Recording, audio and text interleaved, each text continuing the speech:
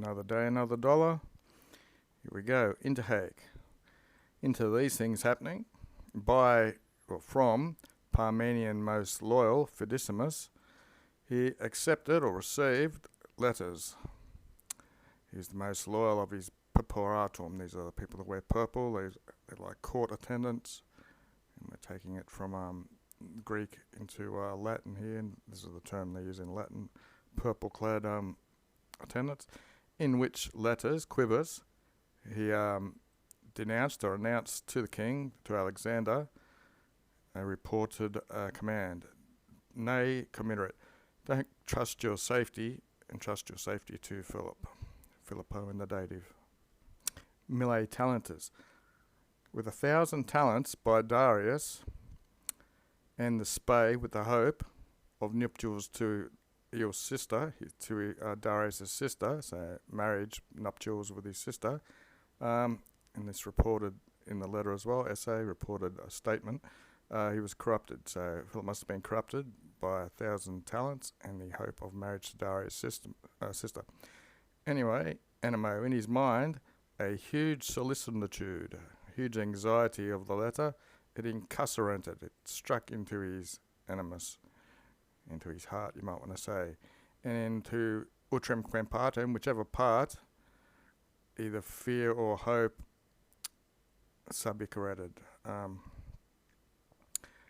He was subject to part of his mind was either thinking of fear or hope.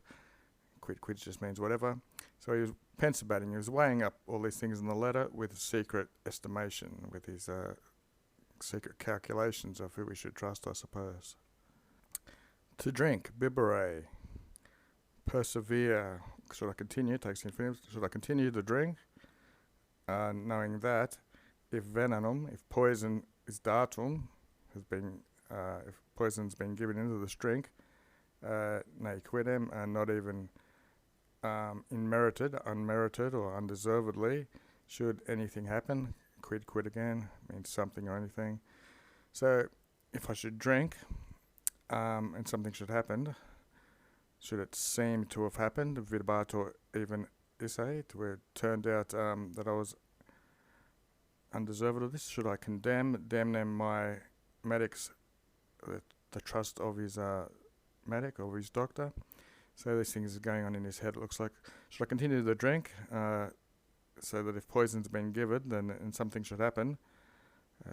Was I deserved of this, and should I be distrustful of the doctor? So therefore, in the tabernacle, in his tent, I shall allow or suffer myself to be opprimed, to be crushed or done in. It means but, so satius with being a rather. Should I rather, morai, should I rather die, there's mean but dying, by another's scalere. Should I die at another's fault or crime, than by my own fear, metu nostro. Nostro literally means we, but they use it of a singular a lot. For a long time, in his animo, in his mind, different outcomes, diverse outcomes, this was versatoed in his mind. It was turning this over in his mind. What was scriptum est, so quids what had been written, he announced to nulli, didn't tell anyone what was going on, and the epistle, the letter, impressed, so he'd impressed with it with the signet on his ring, the I guess it's like they seal letters with it so you know who sent it with wax, etc. And he subjected it under his pulvino, under his pillow, on which he was incubating. Sometimes they're used for brooding, but it was just probably the pillow that he slept on. Inter has cogitation. So amongst these cogitations, while these thoughts are going on, biduo was absumptoed. 2 days were consumed. The destinated dies, the destinated day, which was in 3 days away earlier, had enluxated. This day had dawned, which had been destinated or decided by the medic. And he, I guess the medic, with his poculo, with his cup, he introverted, and there's a little clause in the middle, the cup in which he had diluted the medication, the thing that could possibly be a poison. Where was poison? I saw it up here somewhere. Anyway, it's a medicine, hopefully not a poison. Okay, venenum, the poison had been up there. Quo viso, with this medic scene, Philip scene, Alexander levitated his body, rose his body up in his cubicle on his bed. The epistle, the letter from mishammed by Parmenion, sent by Parmenion, he was tennings, he was holding present participle singular in his sinstramenu in his left hand. He accepted the poculum, the cup, and interitus, unterrified, he hoarded, he drank in the contents. Tum, then he uberated, he ordered Philip to legere, to read the epistle. Neither from the face of the reading person, that's the genitive present participle, neither from the face of the reader did he move his oculus, did he move his eyes, ratising, thinking that some note of consciousness in the face itself, he would be able to deprehendere, he would be able to see or something like that, and he'd be able to catch the this note of consciousness. Illy, he, the medic, having collected the epistle, having thoroughly read it, he was more of indignation than of pavor, than of fear, this face ostended showed. Having thrown down projectus, I guess that goes with letters, but he's thrown down his amiculus, his cloak, and the letters before the lectum, before the bed, and he's inquired. He said, Rex, indeed always my spirit is depending on you or hanging upon your word or something, but now truly, arbitro, I think, it is trahurtord by your sacred and venerable mouth or something. So now it's definitely depending on it. It's being it depends on what the king does now. In the Daily Dictionary, satius, rather or preferably. Normally you'd see potius or something, or sometimes immo. This is a comparative looking adverb. Back to the plot. So this crime, accusation of parricide, of murder, which has been objectum est to me, which has been cast upon me, your salus, your safety will deal with it. It will wash away this accusation. Servatus by me, saved by me, you shall give life to me. Saved by me, you'll save my life. Oro, I beg and beseech, quaso, with all fear omitted, removed. Patere, looks like a deponent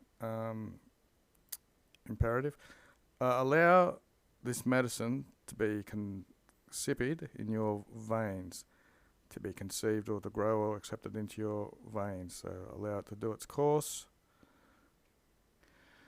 Laxa, polispa, for a little while, polispa, another imperative.